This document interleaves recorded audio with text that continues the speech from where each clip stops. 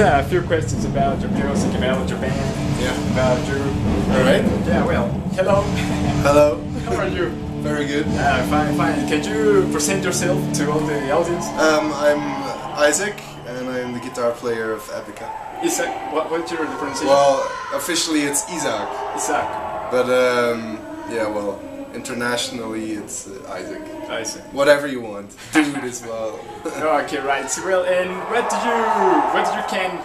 did you expect from tonight? You know, from the concert. Well, I mean, we played here last night. Yeah. And then it was sold out, and then so that was really crazy. And then today is not sold out, but it's gonna also be pretty packed.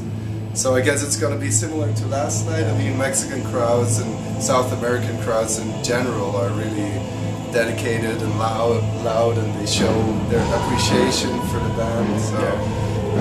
So I guess it's gonna be cool. Yeah, we have a different set list than last night, so probably it's a different set list for tonight. So because we know that some people come for both shows. Oh yeah, right. So we wanna, and also for ourselves, we wanna keep it fresh and just do different things. Okay, and well, I forgot the question. It's always happening, kind of nervous, you know. It's my first interview live with someone from a band. I actually interview some other bands, but you know, by Skype or by phone. Oh yeah. So it's not the same. It's not the same chance, you know. Relax. But well, have you been there in a place that the people get used to, you know, to scream loud their music and get crazy with the slam and the mosh pit? Yeah. Well, with Epica, it's not that much that we have a mosh pit or something, because it's not really not always the right music for that. But once in a while we see that.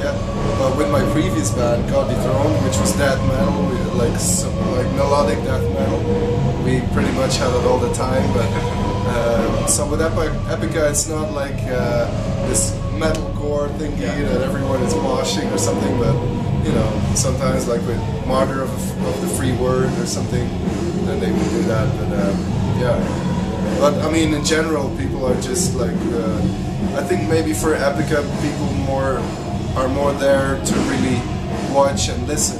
Whereas maybe like with Slayer or something, they're gonna be there for, you know, to release their aggression or something. I don't know. So it's kind of different than with other real heavy, like really hard, brutal bands. Yeah, right. And when did you decide to change? You know, because you played death metal. And when did you decide to change now to? Well, it was just I didn't really change. It was just I quit God Dethroned because I was doing.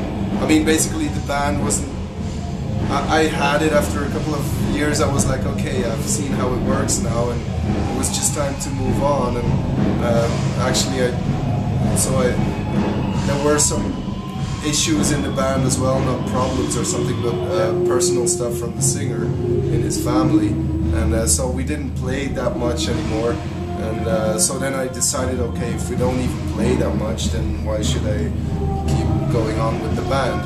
And so I decided to quit, and then 1 month later I got a call from Koen, the keyboard player, to ask if I wanted to join Epica. So, and I've known the guys for years because I played a show in 2003 for the first album. I played one song because Ad, the previous guitar player, he couldn't make it for that show. So I knew already those songs, and I knew the guys, and so it was kind of a natural thing to do. And don't get me wrong, you know, lots of stuff with Epica is really challenging for guitar players, and like especially for the new album, there's some. I mean, if you would have more grunting on it, it could almost be a death metal album from time to time.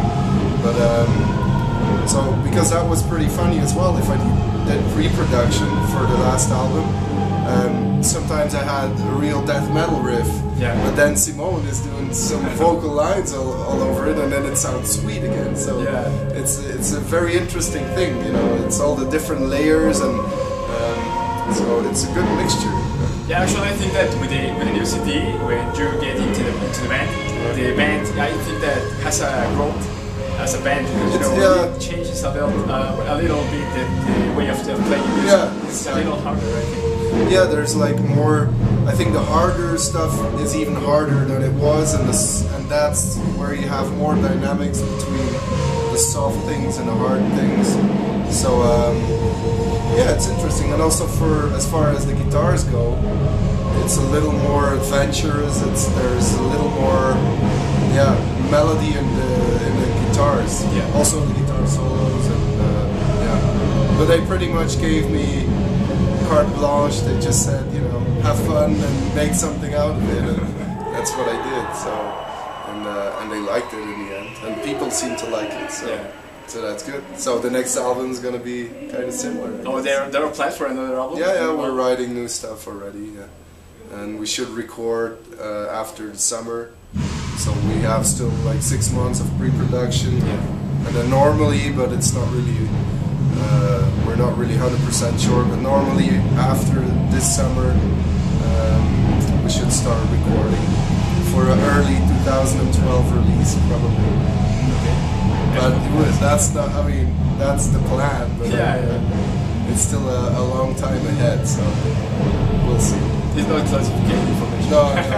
No, you can, it's okay. Okay, then you know, this will be for the radio, but you know, I will upload the video and stuff, you know, for the people who want to watch. It will be nice for them. You know, there are some people that listen from other parts of the world, from Central America, from South America. That's good. And sometimes in Europe also. And I think that we have a very good presence here in Mexico with the show. That's good. Yeah, we are having a growth with these interviews. That because you know, I sent a mail, and you know, Jerome answered me. I said, oh my God, I can't fucking believe it that I will be with Isaac. Yeah. Well, and you know, have you been there in Mexico for vacations or something like that? Not for vacations, but I've been here now. I think it's the third time or something. Yeah. And like this afternoon, from this morning on, we had some time because we play twice the same venue, so I had some time now to visit some stuff. So we just went to do some sightseeing, and because normally if you're on the road, it's really hard to. Mostly you only see the venue and you see the highways and the airports, but you don't see the real stuff. And of course you get to meet people, but it's not the same as if you see everything which is in every town. But today we had some time for that, so that was cool. And yeah, but maybe I'll one day visit Mexico as a tourist. I don't know. But nowadays we play too much and we just never have holidays, so we always have to work. Yeah, I mean, I think that you really enjoy that, right? Yeah. It's really hard to be a musician. Yeah. No, we're having fun. And, and after here, you were to another country to play?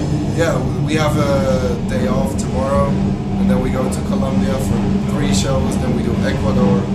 And then I guess we go back home then, So it's a pretty short tour, but it's just because we had the 70,000 tons of metal cruise. We combined that with a couple of shows over here. But then we go back to Europe, we do UK, a small UK tour, then a Balkan tour in Eastern Europe. Then we do a couple of single shows in Holland.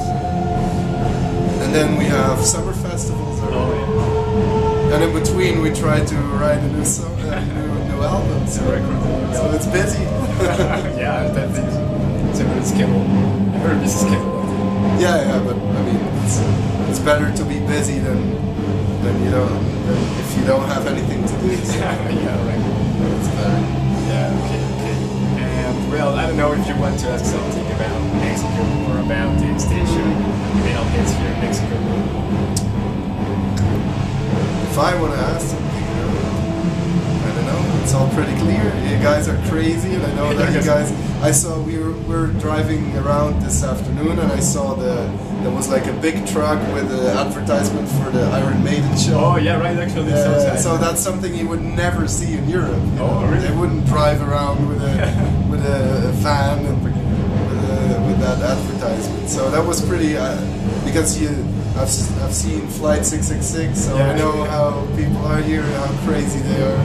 So yeah, that's pretty interesting. Okay. You know, I had something if you can autograph. Oh yeah, sure. Because you know here in Mexico arrives this version of the album. Oh, okay, yeah. And it's kind of difficult to get it, but oh, you already have Mark. yeah, it's Mark. So you know, I told you that. I don't even have that. Yeah, sorry. I don't even have this version. Oh, okay, right.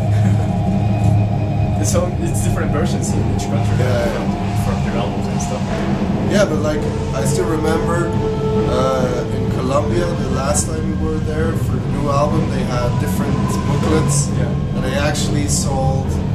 Like if you wanted to go to the show, you had to buy that album as well. It was like one thing.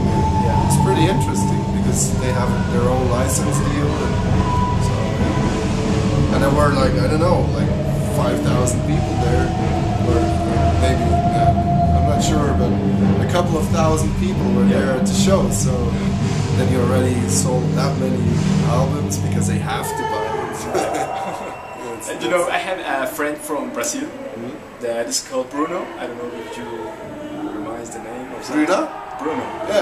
Yeah. Petroni. Bruno Pigosi, I think. Oh. Pigosi da Souza. Maybe. Because I talked to him, you know, earlier, and he told me that I need to ask you that about piss in the cars of another person when you're drunk. I don't know if you remember that story, but he told me that. What is the story?